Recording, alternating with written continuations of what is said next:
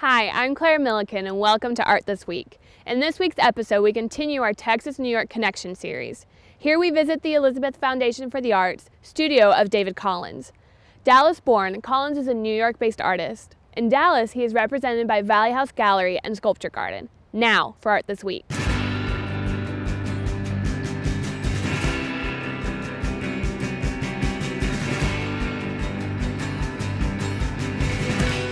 I was wondering if you could tell us about what you're working on right now.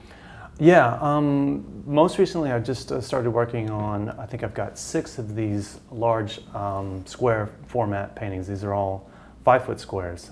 Is that correct? Yeah, 5-foot squares. And they're coming off of one particular painting that I did, let's see, last year, which to me was kind of a breakthrough, but it was based on the square format. And it's the way I approached that. The square I found to be, pushing me in one direction that before it was either like a horizontal format where I just kept coming back to this kind of a landscape kind of feel to the work. And the square was forcing me to do different things. So I wanted to stick with that as a parameter, as one thing, as a consistent throughout the series. I have always worked with monotype and paper in terms of kind of as a side to my painting, and most recently I went in and did a series of monotypes, which were also square format. For the first time I did those in the square, and got into using a lot of torn paper and also some silks or some actually it wasn't some kind of a fabric to ink up and make impressions on the paper and to build forms that way. And I found this really beautiful kind of balance between a clean and a ragged edged, and this is more of a kind of a bit of more of a natural way of making these marks, but they were also indirect mark making as well. So I really wanted to bring that into the painting. And so the first thing I did to switch that up from the last batch of work is that these are all beginning as, I guess you could call them a form of distemper, where the size itself is pigmented. So I'm doing these really deeply pigmented sizes that are the first layers of the painting directly onto the linen without any ground whatsoever, so that it's really soaking into the linen. And then many layers of that, and I'm sanding that down and building that back up. And then I'm just figuring out a process now where I'm also taking fabric to make separate pieces of fabric to make the marks now, where I'll lay that cut a piece that is a general shape or form that I like, lay that into the linen, and then apply paint to that piece of fabric so that it soaks through it, and then what transfers through that piece of fabric to the linen is the mark that I'm looking for. Let that dry to a certain point, pull it back off, and that's just a new process where I'm just getting some sort of surprising forms, yet with an edge that I find is pretty delightful, and that relates back to these monotypes that I was making. Is there something in particular that inspired this new use of material and form in this new body of work? It was you always get to a certain place in a body of work where you feel like you're beginning to really understand it, and for me, that's when I want to start looking for something else, because when I find my best pieces are when I'm working beyond what I already know, and I'm getting lost in many ways, but can always sort of see the next step that's going to allow me to sort of resolve the issue. So it was kind of a natural decision. If the work is getting tighter and tighter and tighter, what do I do to change that up? And luckily I have this monotyping process, which allows me to go in and be very free and very quick. And it's kind of a mysterious thing, because really what I can achieve in the monotypes, I think, has a lot to do with just the pressure, the actual physical pressure of the press making the marks. I mean, I see on the plates what I'm doing and I can anticipate that, but there's nothing I've been able to translate in terms of like having it go through like however many thousand pounds of pressure it takes to create those marks the way that they are.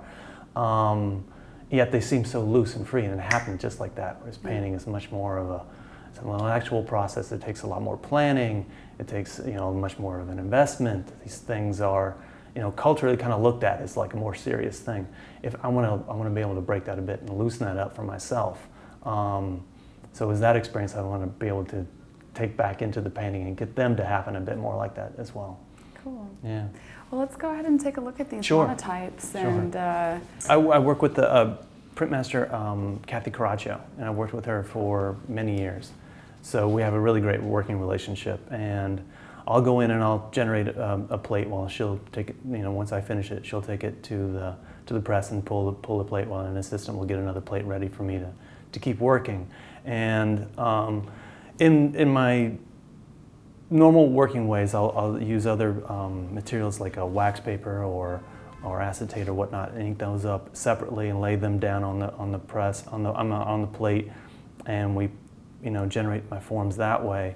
In this case, I was actually doing some more sheen clay and using these pieces of fabric, which is some of these areas here that you get these really nice, very clean edges, but also there's that real natural quality of it, and then you get the sense that and there's no way to make an edge like something as like that with your hand.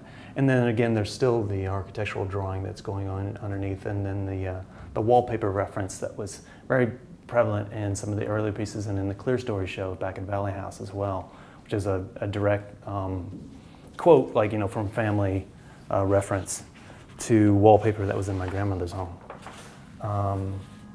Same piece here.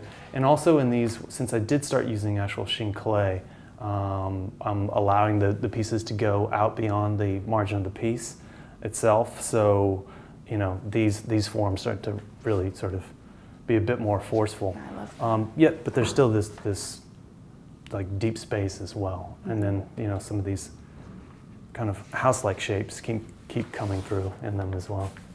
So yeah, we did a couple of days of printing, and I think we made about 17 of these. That's awesome. So yeah, it was a great thing, and working on the square and the paper was a first for me as well. But obviously, it's a very loose approach to that rigid form. I think it works extremely well with the repetition of your use of line and geometry. It's really intriguing. Mm-hmm.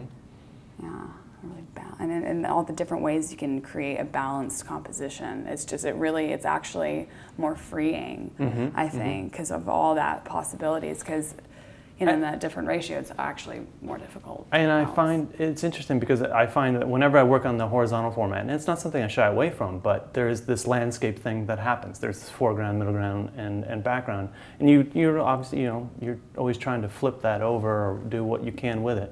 But I always see it that way, and I think that growing up in the West, or Southwest, you see that constantly. Yeah, it's just absolutely. Boom, flat, plain sky, and then things are set against it. Here in the city, it's a little bit different, but going to the square kind of frees you up from that, I think. Yeah. We want to thank David for speaking with us. More information on him can be found at davidcollinsstudio.com. We also want to thank the Elizabeth Foundation for the Arts. They can be found at efanyc.org. More information on Valley House can be found at valleyhouse.com. That's it for Art This Week. Thanks for watching.